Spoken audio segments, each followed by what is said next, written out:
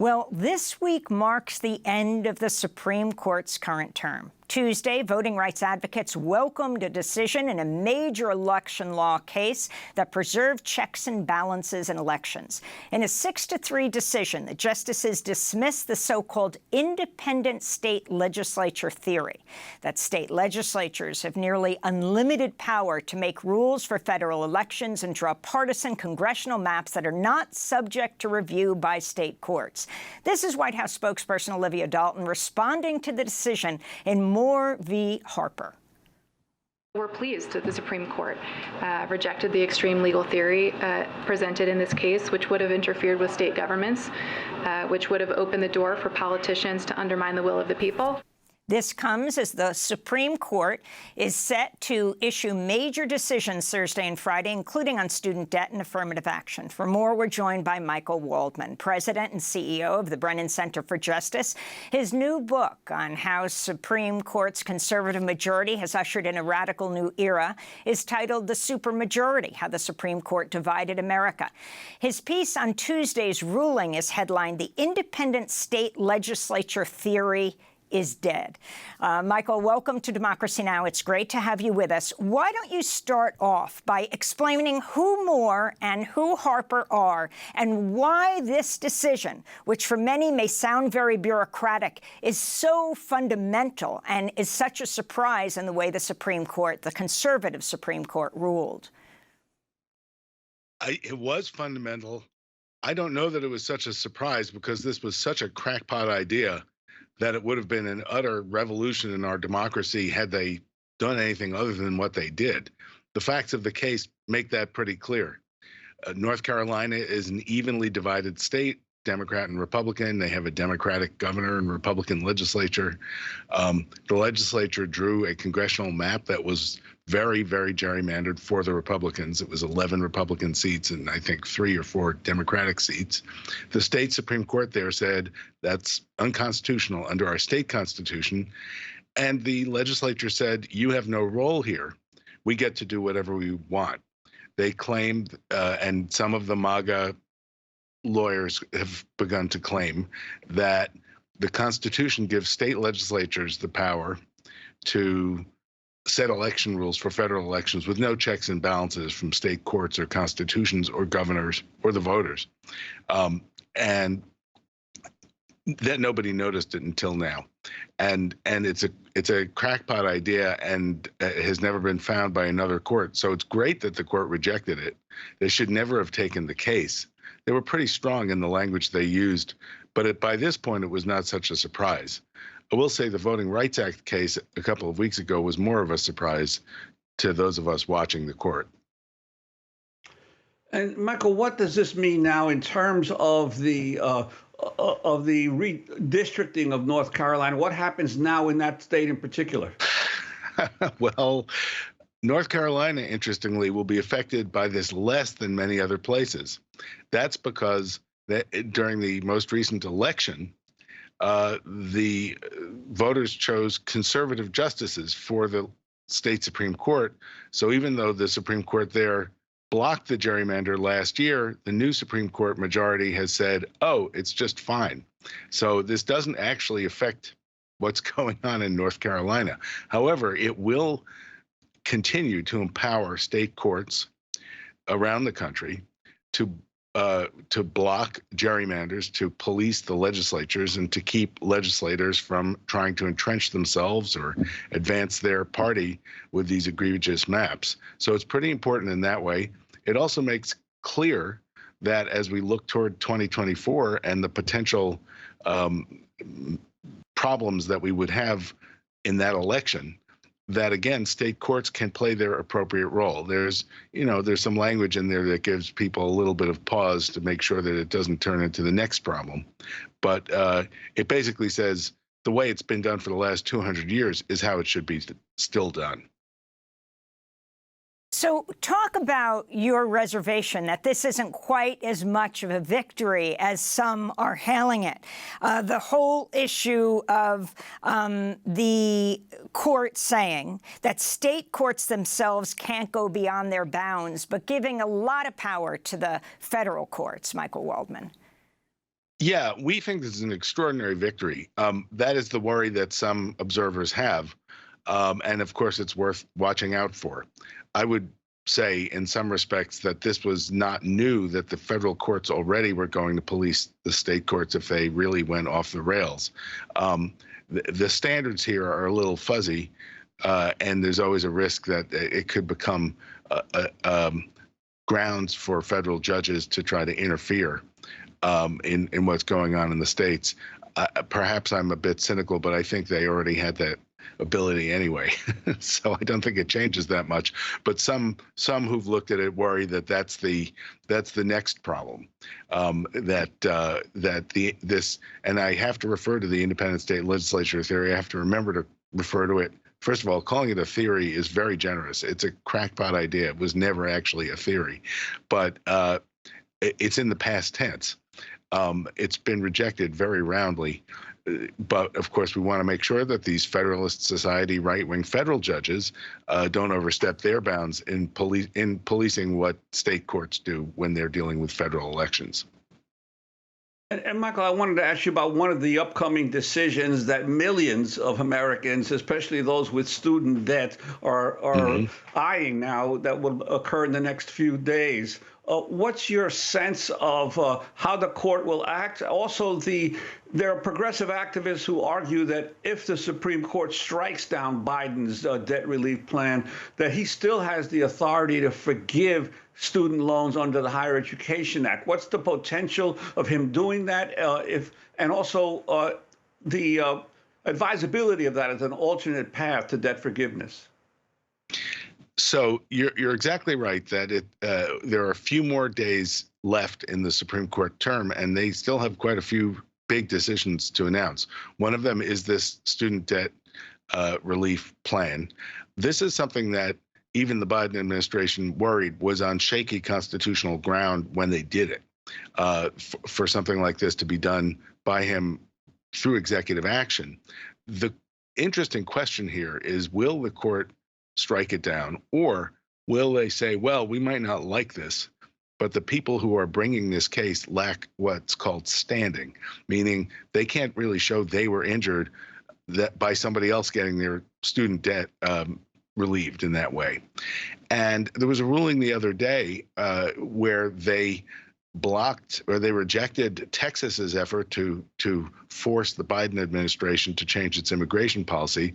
They said Texas lacked standing, and it may be that this is an area where they're saying to red states or right-wing activists, you know, we're a pretty conservative court, we're a pretty extreme court, but you can't just take an op-ed and send it to us and ask us to implement it. You need to follow some more of the rules. I think it's also the case, looking forward, that it's been a conservative crusade to limit standing in the federal courts because they don't want environmentalists and activists and community groups to be suing conservative administrations over things like the environment and other matters. You know, whether and how there might be other steps on student debt that the administration could take, partly will, I guess, depend on what kind of ruling they get. The Biden administration has been reluctant to do this. They have generally not pushed the executive power beyond the lines of its extent, and I don't know whether they would here or not. But they do have ways to do different things using different parts of the law that they haven't always used. And Michael Waldman, affirmative action. Can you talk about what the court is deciding and how significant it is if they rule against affirmative action? Do colleges, universities have to abide by what they say? Yeah, this, you know, in all likelihood will be the blockbuster case of the term, and they're saving it for the last episode of the season, as they sometimes do, or they're like finishing their term papers and saving their work for the last minute. The Supreme Court is hearing challenges to affirmative action to the use of race as a factor for university admissions in both public and private universities. Two different cases, one from Harvard, one from the University of North Carolina. This is, of course, a really big deal. And most observers do expect them to rule that you cannot use race as a factor in admissions in the way that has been done for years now in higher education. It would be hugely consequential at a time of massive demographic change and massive pressure on our university systems. The universities around the country, as I understand it, have already anticipated a lot of these rulings and are looking to make changes. One of the questions is, are there other ways to promote diversity, including on class or location, that will not just replicate the kind of old school white traditional student bodies of the past, but will enable universities to continue to seek a diverse student body. There was a great question that Justice Ketanji Brown Jackson asked during the oral argument in this case that shows how disruptive this could be. She said, well, there's two essays applying for college. One is from somebody who says, I want to go to UNC because my grandfather went there, and it'll mean a lot to me to go there for that reason. The other person writes and says, I want to go to UNC because my grandfather could not go there because of his race, and therefore it would mean a lot to me to go there. Are they really saying that you cannot say that or take that into account in the second essay, but you can in effect take white race into account as in the first essay? You can see how disruptive this would be, and it'll affect a lot of things going forward. Michael, I want to turn a little to your book, The Supermajority, How the Supreme Court Divided America. You raise several important points there. One is the unique role of the Supreme Court in our country versus high courts in other countries. And you also talk about why 2022 was such a seminal or pivotal moment in terms of how the Supreme Court acts. Could you elaborate on both of those? Yeah, well, you're exactly right. We take for granted that we have this court that is 9 unelected people serving for lifetime terms that has so much power that we sit around every June wondering what rulings are they going to make and what country do we live in as a result. And it has this power only because we, the people, give it this power. It has developed over time. And it really depends on the public's faith in the court as at least something like above politics, or at least not a purely political, purely ideological, purely power-driven actor. In 2022 was the first full term of the supermajority of 6 very conservative justices, who you and your viewers are, of course, familiar with how they got installed. 6 very conservative justices, their first term, and they moved the court and therefore the country hard to the right. In 3 days last June, first they did a decision called Bruin, which was by far the most sweeping Second Amendment ruling in the country's history. It basically said you cannot, when considering the constitutionality of a gun rule, you cannot take public safety today into account. You can only look at, quote, history and tradition, meaning what were the rules back then in the founding era, say. The next day was Dobbs, which of course was the first time the Supreme Court revoked a constitutional fundamental right recognized by the courts for half a century by overturning Roe v. Wade and the right to reproductive choice, and did it in a way that puts many, many other privacy rights at risk. And then the third big decision got less attention. It was called West Virginia versus EPA, where they began the project, and they're continuing it strongly, of curbing the power of regulatory agencies to protect the public on issues like the environment, worker safety, and other things like that. They crammed decades of social policy into those 3 days. And I think, the country is moving in one direction and the court is veering sharply in another direction. That creates a crisis. Its public trust has collapsed in the past year, according to all public opinion polls. There's nonstop controversies and scandals. And I think that we're seeing a real reaction and a real response and a real pushback, which will help shape our politics going forward.